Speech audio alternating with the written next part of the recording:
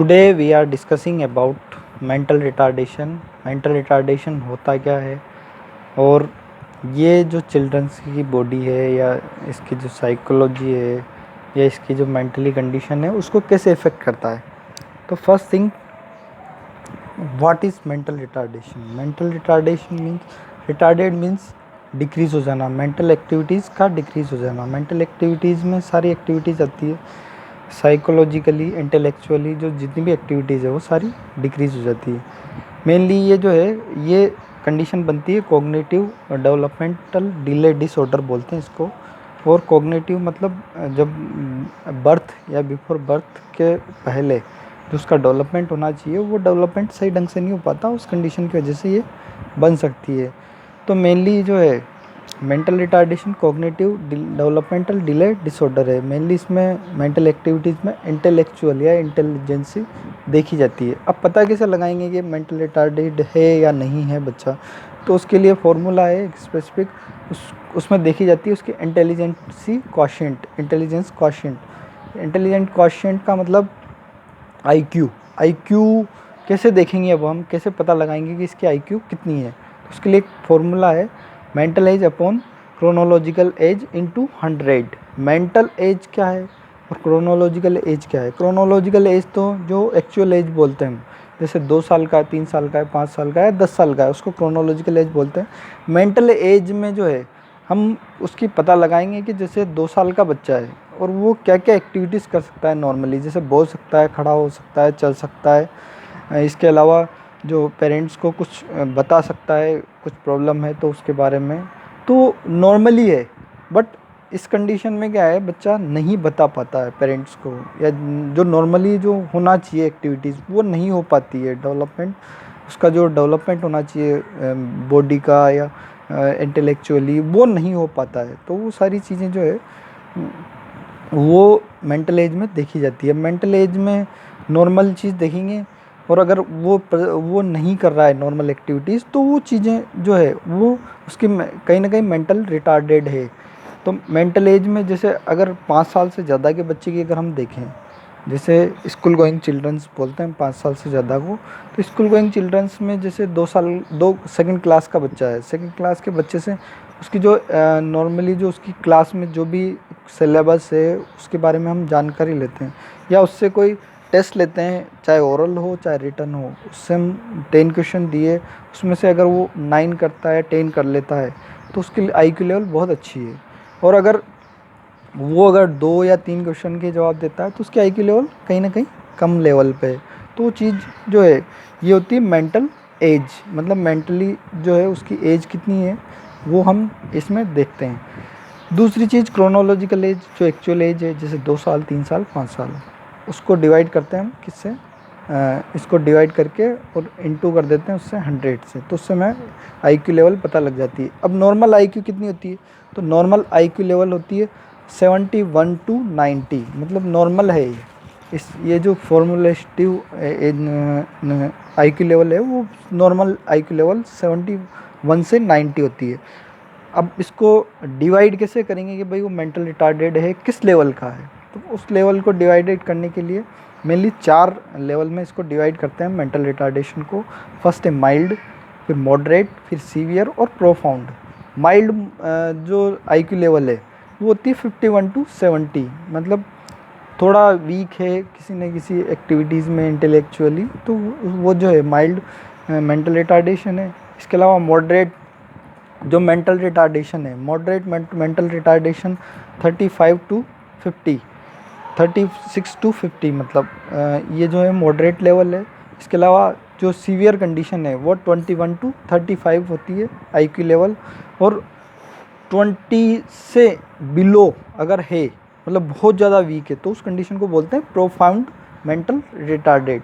मतलब बहुत ज़्यादा वीक है, बहुत ज़्यादा मेंटल रिटार्डेड है बच्चा, उस कंडीशन में उसको कुछ स्पेसिफिक नीड्स है, मतलब स्पेसिफिक ट्रेनिंग की या एक्टिविटीज़ की या फैमिली को उसके सपोर्ट, साइकोलॉजिकली सपोर्ट की आवश्यकता है। अब हम आ जाते हैं इसके एटियोलॉजिकल फैक्टर। तो एटियोलॉजी हमें कैसे पता लगेगा? तो कुछ फैक्टर जो है जैसे बिफोर बर्थ, जैसे जेनेटिक है, कॉन्जेनाइटल एनोमलीज है, उनके कारण से हो सकता है। इसके अलावा ड्यूरिंग बर्थ जो है बर्थ इंजरीज़ है या कुछ कंडीशंस है, कॉन्जेनाइटल एनोमलीज जैसे हाइड्रोसेफेलस है, इन कंडीशंस की वजह से है।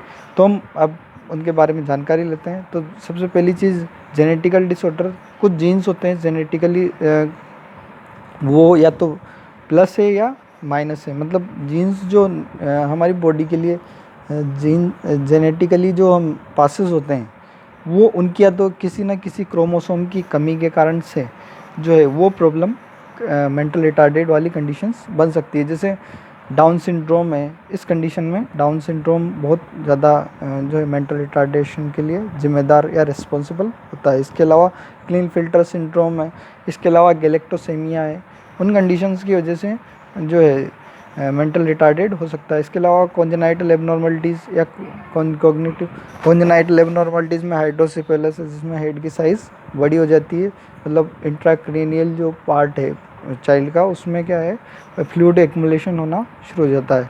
तो उसकी वजह से हेड की जो नॉर्मल साइज़ होना चाहिए वो नॉर्मल नहीं एबनॉर्मल साइज़ हो जाती है। इसके अलावा माइक्रोसेफेली है, क्रेनियल माल फॉर्मेशन है, उन कंडीशंस की वजह से भी ये हो सकता है। इसके अलावा मैटरनल इंजरीज़ ड्यूरिंग डिलीवरी जो है या बिफोर डिलीवरी मदर में कोई किसी प्रकार की कोई इंजरीज़ हो गई हो तो उस कंडीशन की वजह से भी हो सकता है। इसके अलावा कुछ मदर मैटरनल कोजेज जैसे प्री एक्लेम्शिया है, एपीएच है, उन कंडीशंस की वजह से, एंटीपार्टम हेमरेज की कंडीशन की वजह से भी हो सकता है। इसके अलावा बर्थ ट्रोमा है, इसके अलावा बर्थ एस्पेक्सिया है, उस कंडीशन बनती है तो उसके कारण भी हो सकता है। LBW है, लो बर्थ वेट बेबी। इसके अलावा इंट्राक्रेनियल हेमरेज अगर हुआ है ड्यूरिंग डिलीवरी तो वो भी रिस्पॉन्सिबल इस कंडीशन के लिए हो सकते हैं। अब हम आ जाते हैं इसके साइनाइड सिम्टम या क्लिनिकल मैनिफेस्टेशन पे। तो जो IQ लेवल अगर बहुत ज़्यादा वीक है या वीक होती है तो उसकी वजह से जो डेवलपमेंट होना चाहिए नॉर्मली वो नॉर्मल डेवलपमेंट नहीं होता है और उसकी वजह से डेवलपमेंटल डिले होना शुरू हो जाता है। मतलब जो चीज़ 1 साल में होना चाहिए वो 3 साल तक भी नहीं हो पाती है बच्चे में। तो उस कंडीशन के लिए हम सबसे पहली चीज़ देखते हैं तो उसमें फीडिंग देखते हैं। इसके अलावा सकिंग जो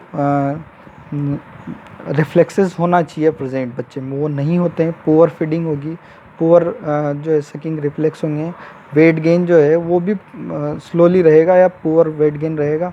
इसके अलावा डिले हेड कंट्रोल, जो हेड कंट्रोल होना चाहिए वो भी सही ढंग से नहीं हो पाता है।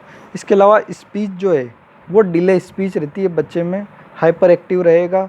इसके अलावा मोटर एक्टिविटीज़ या मोटर डेवलपमेंट होना चाहिए, जो जैसे हर चीज़ का कोऑर्डिनेशन कंट्रोल होना चाहिए, वो चीज़ें भी सही ढंग से डेवलप नहीं हो पाती है, स्लिप प्रॉब्लम रहती है।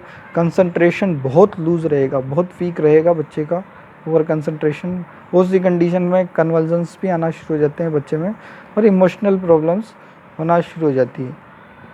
तो ये सारी एक्टिविटीज़ जो नॉर्मल होना चाहिए वो नहीं रहती है बच्चे में। इसके बाद हम आ जाते हैं इसके डायग्नोस्टिक एवैल्यूएशन पे। डायग्नोस कैसे करेंगे हम इसको, तो सबसे पहले हिस्ट्री ली जाती है। इसके अलावा हिस्ट्री में हम इसकी जो है पेरीनेटल हिस्ट्री, मतलब बिफोर बर्थ पेरीनेटल हिस्ट्री जो है वो ली जाती है उस कंडीशन में, या प्रीनेटल हिस्ट्री ली जाती है, मदर में किसी प्रकार की कोई प्रॉब्लम तो नहीं थी। इसके अलावा फिजिकल एग्जामिनेशन किया जाता है, क्योंकि हाइड्रोसेफेलस या क्रेनियल मालफॉर्मेशन है तो उस कंडीशन में जो है फिजिकल एग्जामिनेशन के थ्रू हमें पता लगता है। इसके अलावा CSF स्टडी की जाती है, CSF एग्जामिनेशन किए जाते हैं। इसके अलावा चाइल्ड जो है उसके शुरुआती जो है चेस्ट जो स्कल होता है उसका एक्सरे करवाया जाता है, MRI करवाई जाती है, मैग्नेटिक रेजोनेंस इमेजेस। इसके अलावा CT स्कैन करवाई जाती है बच्चे की। इसके अलावा एंजियोग्राफी कराई जाती है और इलेक्ट्रो एंजियोग्राफी जो है EEG वो भी करवाई जाती है। इसके अलावा क्रोमोसोमल स्टडी की जाती है चाइल्ड की कि भाई क्रोमोसोमली कहीं ना कहीं कोई प्रॉब्लम तो नहीं है। इसके बाद हम आ जाते हैं इसके मैनेजमेंट पे। तो मैनेजमेंट में मेडिकली तो कोई ऐसे सिम्टम्स होते नहीं है जिनकी वजह से इसको ट्रीट किया जा सके बच्चों को, बट जैसे हाइपर एक्टिव है तो उसके लिए सेडेटिव्स दे सकते हैं डॉक्टर्स उस कंडीशन में, अगर बहुत ज़्यादा हाइपर एक्टिव है तो उस कंडीशन की वजह से।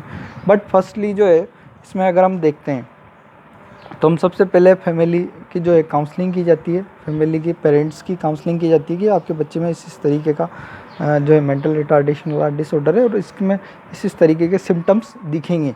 तो उनसे ट्रीट के लिए आपको साइकोलॉजिकली प्रिपेयर होना पड़ेगा और बच्चे को जो भी एक्टिविटीज़ है उन एक्टिविटीज़ के बारे में बच्चे को डेवलपमेंट आपको करना पड़ेगा, आपको उसको सपोर्ट करना पड़ेगा साइकोलॉजिकली, सोशली, सब तरीके से आप सपोर्ट रहेंगे। उसकी जो एक्टिविटीज़ है अगर एबनॉर्मल है तो उनको इग्नोर करके उसको उसमें सुधार करना पड़ेगा आपको। ये चीज़ सबसे पहली चीज़ उनकी फैमिली काउंसलिंग की जाएगी।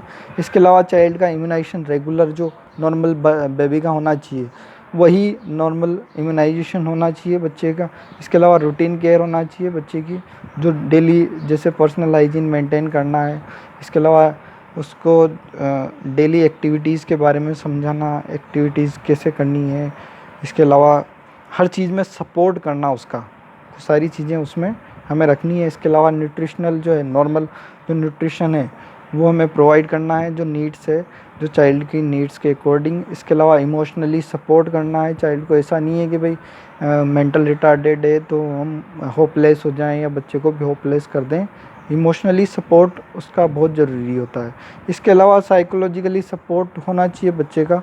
साइकोलॉजिकली रूप से प्रिपेयर हम रहें, पेरेंट्स उसके जो चाइल्ड के पेरेंट्स हैं वो सपोर्ट रखें साइकोलॉजिकली रूप से, मतलब उसको हर एक्टिविटीज़ में सपोर्ट करें। ऐसा नहीं है कि भाई वो मेंटल रिटार्डेड है तो इन बच्चों के साथ प्ले एक्टिविटीज़ नहीं करेगा या घूमेगा नहीं या फिरेगा भी नहीं, क्योंकि सोशल डेवलपमेंट या साइकोलॉजिकल डेवलपमेंट है वो हर एक्टिविटीज़ में खेलना या उनके इंटरेक्ट करना बच्चों के साथ, वो सारी एक्टिविटीज़ में पार्टिसिपेट नहीं करेगा तो उसकी आईक्यू लेवल बहुत ज़्यादा वीक होती जाएगी। तो ये जो था मेंटल रिटार्डेशन वाला हमारा टॉपिक